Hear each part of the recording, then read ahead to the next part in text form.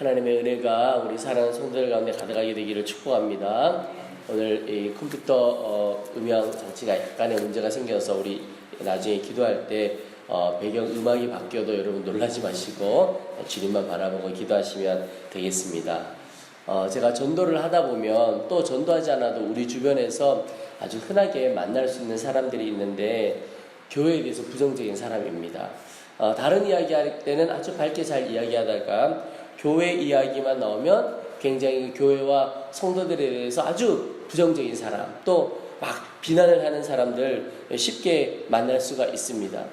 성도인 우리로서는 마음이 참 안타깝지만 또 그들의 이야기를 들어보면 정말 그럴 만한 충분한 이유가 있다, 이렇게 생각될 때도 참 많이 있습니다.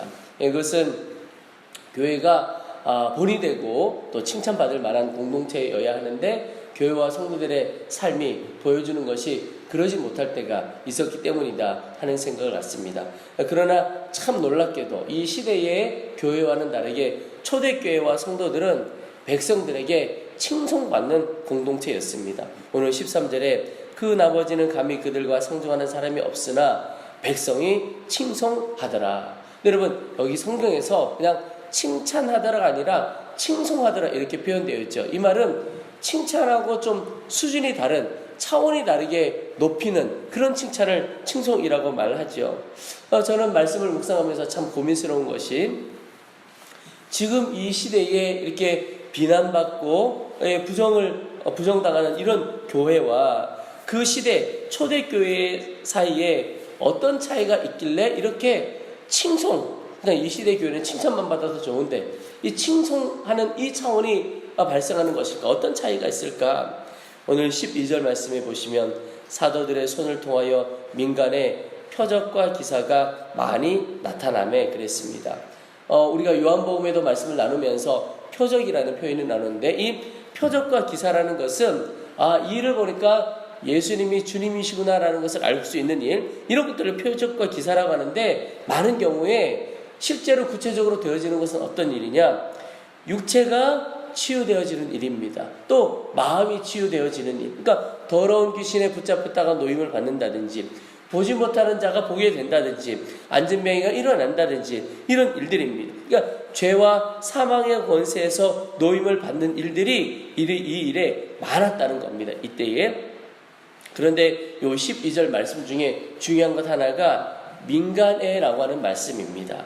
이 짧은 한 단어인데 민간에라고 하는 단어가 제 마음에 큰 도전을 주었습니다. 그 말은 교회 안에서만, 성도들끼리에서만 즐겁고 행복한 것이 아니라 예수 믿지 않는 사람들 사이에 치유와 회복의 일이 일어났다는 겁니다. 이게 얼마나 놀라운 일인가. 여러분, 우리 교회는 우리끼리만 행복하고 우리끼리만 좋은 교회인 것은 아닌지, 예수를 믿지 않는 우리의 이웃들에게도 그 행복과 기쁨이 흘러가야 한다는 겁니다. 사람들 안에 이 사도들과 초대교회를 향한 갈망과 소망이 넘쳐나기 시작했습니다. 그러다 보니까 그 일들을 보고 먼저는 믿는 사람들이 다 마음을 같이 해서 솔로몬 행각이라고 하는 곳에 모이기 시작했습니다. 표적과 기사가 나타나면 모이기 시작하고 부흥의 때는 모이는 역사가 일어납니다. 그래서 여러분, 교회 안에 모임이 왜 이렇게 많아? 이럴 것이 아니고, 모임이 일어나는 것이 하나님께서 우리 영혼 가운데 주시는 부흥의 징조고 하나님의 역사의 징조로 가는 것을 볼 수가 있습니다. 14절에도 믿고 주께로 나오는 자가 더 많으니 남내에 큰 무리더라. 사도들과 초대교회 가운데 이 복음의 역사가 나타나기 시작하고 예수 믿는 사람들이 아주 폭발적으로 일어나기 시작합니다. 그런데 단순히 모이는 것을 넘어서 계속 하나님의 역사가 나타나는 겁니다. 사도들을 통하여 또한 특별히 그런 일들이 일어나는데, 심지어는 어떤 일이 일어나느냐? 15절에 병든 사람을 메고 거리에 나가 침대와 요를 놓이고 베드로가 지날 때 혹 그의 그림자라도 누구에게 덮일까 바라고 예루살렘 부근에 수많은 사람들도 모여 병든 사람과 더러운 귀신에게 괴로움받는 사람을 데리고 와서 다 나음을 얻으니라. 여러분, 이 15절에 어떤 일이 일어납니까? 베드로가 지나가는데 병든 사람들이 하여튼 침대에 이렇게 와가지고 그 그림자라도 덮일까 애썼다는 겁니다. 여러분, 지금 이 시대, 이 상황의 분위기가 느껴지십니까? 어제도 저희 집에 손님이 한 분 오셨는데 이분이 부산에 사는 분입니다. 그런데 부산에서 서울에 무슨 볼 일이 있어 왔느냐? 그 치유 집회 참석해 보려고 오신 겁니다. 내가 그 자리에 한번 가서 은혜를 한번 누리고 싶다. 도대체 이게 하나님의 역사를 보고 싶다. 여러분 그 갈망으로 그 먼 곳을 온 거예요. 그러니까 다른 거 볼일 본 게 아니고 그 집회 딱 참석하고 손님으로 오셨어요. 그런 간절함과 사모함이 있는 겁니다. 여러분 멀쩡한 사람도 간절함으로 오는데 질병이 있는 사람은 얼마나 사모함으로 그곳에 가겠습니까? 지금 여기 분위기가 그런 분위기입니다. 그저 우리 신앙생활 하면서 아주 신령한 목사님에게 목사님 기도 한번 해주세요. 이런 정도가 아니고 그림자라도 지나가면 내가 낫겠다. 아주 엄청난 분위기 있죠. 또 16절에 하여튼 아픈 사람, 귀신 들린 사람 다 데리고 오는 겁니다. 그런데 데리고 와서 다 나음을 얻으니라. 엄청난 역사들이 일어나는 거죠. 근데 여러분 저는 이 일들을 보면서 단순히 하나님의 기적과 역사가 일어났다. 이게 중요한 것이 아니고 초대교회가 백성들에게 특별히 예수 그리스도를 믿지 않는 사람들에게 칭송받았던 이유가 무엇인가? 바로 살리는 역사가 그들에게 있었기 때문에 그렇다는 것입니다.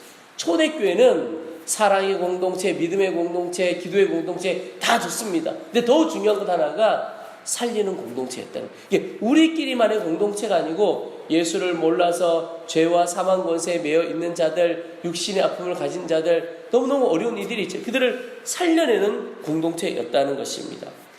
어제 본문에 보면 아나니와 삽비라 이야기가 나오는데 이 아나니와 삽비라 부부의 아픔이 초대교회 가운데 있었습니다. 그런데 참 놀랍게도 하나님의 역사이죠.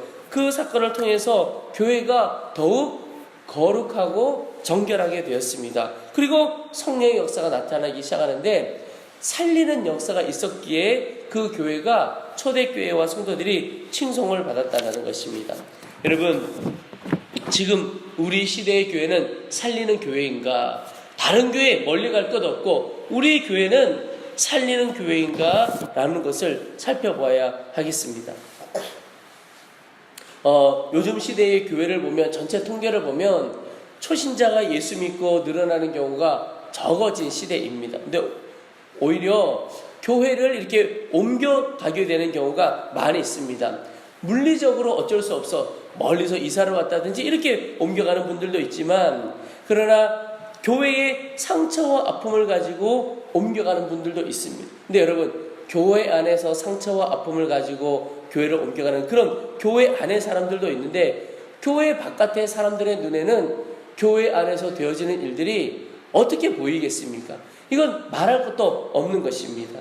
여러분 살리는 교회인가? 이거 굉장히 중요합니다. 왜냐하면 교회 자체가 살리는 교회라가 아니라면 사실 교회는 존재 이유가 없고 제대로 가지 못하는 교회인 것입니다. 여러분 저는 우리 교회가 살리는 교회, 또 우리 한국교회가 다 지역을 살리고 영혼을 살리는 교회이기를 소망합니다. 근데 중요한 것 하나가 그냥 교회가 그렇게 해주세요. 중요한 기도인데 교회가 누구인지를 알아야 합니다.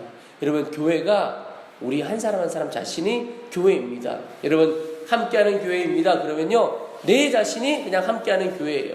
예수 믿는 교회 누구냐? 예수 믿는 성도 내 한 사람이 교회인 것입니다. 그래서 여러분 나가보시면 세상 가운데서 내가 어떻게 행동하느냐가 예수 믿는 사람이 어떤 사람이다라는 것을 결정해버리는 경우가 많이 있습니다. 제가 이것을 언제 깨달았느냐? 대학교 다닐 때 제 주변에 선교단체에 속해서 활동하는 여러 사람들이, 여러 선배 후배들이 있었습니다. 그런데 선교단체마다 좀 색깔이 있는 겁니다. 이렇게 보니까 어떤 선교단체는 굉장히 우직한데 뭔가 좀 촌스러워요. 또 어떤 선교단체는 뭔가 좀 깊이는 어떤지 잘 모르겠는데 좀 뭔가 세련돼 보이고 뭐 이런 부류가 있어요. 근데 왜 그런 거 봤더니 거기에 속한 사람이 그런 겁니다. 근데 참 묘하게도 그 공동체는 그런 사람들끼리 또 모이는 것 같아요. 분위기가 그런 거예요. 근데 제가 보니까 이 한 사람을 보고 그가 속한 공동체가 어떠한 것인지를 내가 그냥 판단해 버리는, 느끼게 되는 경우가 많이 있는 겁니다.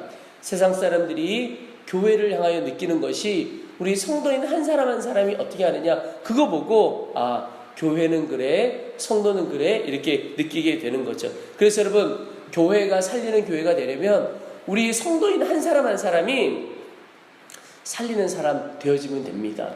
내 유익과 내 만족, 내 즐거움만을 위하여 사는 것이 아니라 나를 통하여 주변 사람들이 기쁨을 얻고 회복을 얻고 살아나면 진정한 교회, 진정한 성도가 되어지는 것이죠.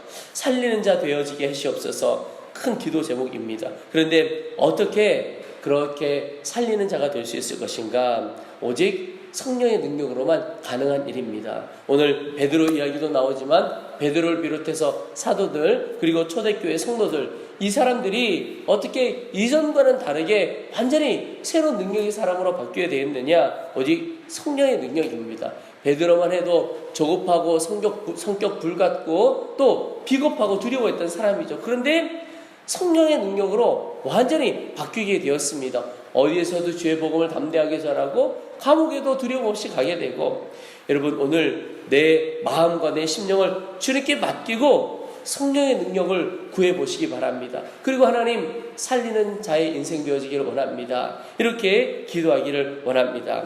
또 하나 기도하게 하시는 것이 있는데요, 우리 지난 주일에 이문미 선교사님 오셔서 말씀 전해주시는 중에 참 은혜되고 도전 주시는 말씀을 주셨는데 그 중에 하나가 바로 하나님이 우리를 부르신다는 겁니다. 그런데 부르실 때 자격 있는 자를 부르시는 것이 아니라 부르신 자에게 자격을 주신다는 겁니다. 그래서 우리가 하나님께서 우리를 불러주실 때 하나님 저는 그거 못해요, 그거 할 수 없어요, 능력 없어요, 이렇게 말하는 것이 필요가 없다는 겁니다. 믿음 없는 거예요. 예수님을 믿는 그 순간에 예수님께서 우리를 잘 책임져 주신다는 믿음을 가져야 한다는 거죠. 부르신 분이 자격 있게 하시고 부르신 분이 책임져 주시는 겁니다. 이 사도들과 초대교회를 살리는 일을 하기 시작하자, 초대교회가 살리는 일을 시작하자 기존에 권세 잡았던 사람들이 시기하기 시작합니다. 17절에 대제사장과 그와 함께 있는 사람 즉 사두개인의 당파가 다 마음에 시기가 가까이 일어나서 사도들을 잡아다가 옥에 가두었더니, 여러분 이 일을 보면서 먼저 알아야 될 것 중에 하나는 교회와 성도가 살리는 일을 하게 되면 다 좋아하는 것은 아니라는 겁니다. 누군가는 오히려 그것을 싫어하고 박해하는 사람들도 있다는 것입니다. 당연하다고 생각하고 자연스럽다고 여겨야 할 것입니다. 그래서요, 성도들이 주님께서 기뻐하시는 의로운 일을 할 때 핍박받는 것, 의롭게 살고자 하는 자가 핍박받는 것, 이것은요 아주 당연하구나 하고 깨달으시면 됩니다. 그런데 또 하나 우리가 붙들어야 할 것은 이 박해받는 성도를 주님께서 그대로 내버려 두지는 않는다는 것입니다. 박해가 자연스러워요. 그런데 그 박해 가운데 하나님의 아무런 역사가 없어요. 여러분 얼마나 고통스럽겠습니까? 그런데 하나님께서 박해받는 주의 백성들을 그대로 내버려 두지 않는다는 겁니다. 19절 20절에 보면 주의 사자가 밤에 옥문을 열고 끌어내어 이르되 가서 성전에 서서 이 생명의 말씀을 다 백성에게 말하라 하매. 여러분 복음은 매어 있을 수 없습니다. 또 성령의 역사는 매어 있을 수가 없습니다. 주님의 사랑하는 자녀들은 매어 있을 수가 없다는 겁니다. 여러분 이 사실을 꼭 믿음으로 붙들게 되기를 축복합니다. 주님께서 우리의 삶의 모든 매임을 반드시 풀어주십니다. 왜냐하면 주님께서 우리를 주의 자녀로 불러주시고 주의 종으로 삼아주셨기 때문에 그렇습니다. 그래서 자녀 삼아주시고 종 삼아주시고 일꾼 삼아주신 주님께서 다 책임져 주시는 겁니다. 그래서 여러분 내가 내 힘으로 하려고 하고 내 눈으로 판단해서 이건 할 수 있겠다 할 수 없겠다 이렇게 판단하는 것, 하나님 앞에 어쩌면 교만한 모습일 수가 있습니다.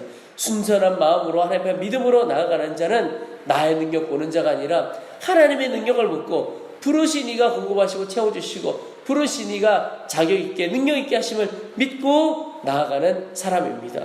그래서 우리에게 있어야 할 믿음은요, 나는 주님이 부르신 자인가? 요거 하나 점검하고 나가면 됩니다. 이 일을 주님께서 부르신 일이고 주님께서 허락하시고 기뻐하시는 일인가? 이것 하나 분명하면 담대히 나아가는 것입니다.